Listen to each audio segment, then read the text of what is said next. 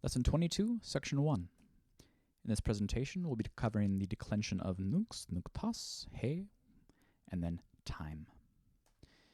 Nux, nuktas, he means night, and it is declined as follows. This is exactly the same, as far as the endings go, as the other declensions we've seen for the third declension nouns. The reason I put it up here is so that we can refamiliarize ourselves with the forms, because we're going to be seeing them in the slides to come. In particular, we'll be seeing the genitive, the dative, and the accusative in expressions of time. So in English, we tend to express temporal relations using prepositions: for 2 nights, at night, on the first night.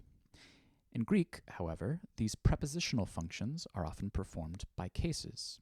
We don't see prepositions, though we have them in Greek, of course. We tend to see just raw, as it were, cases, just by themselves, nouns in certain cases. For instance, to express how long something takes, Greek uses the accusative. Dua nuktas epulatamen. Pulatamen, here epulatamen, the imperfect form, first person plural, the we of the verb pulata or pulasa, I guard, I keep watch. So we were keeping watch, or even just we kept watch, for 2 nights. The dua nuktas in the accusative tells us how long something took or something was being done. On the other hand, to express the time within which something happens, Greek uses the genitive. For instance, nuktas pulatamen. This is equivalent to our at night we keep watch. This is telling us the time during which we tend to do things. So we don't keep watch during the day or in the day, but rather at night.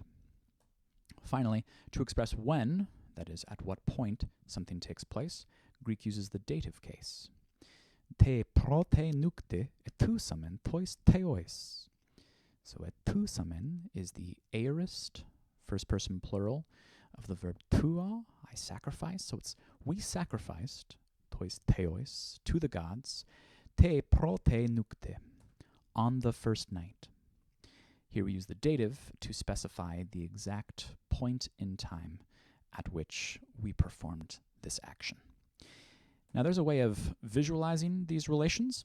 The accusative, time how long, or how long something took, can be thought of as a straight line somewhere in the past or in the present or in the future, along which at every point this action was taking place.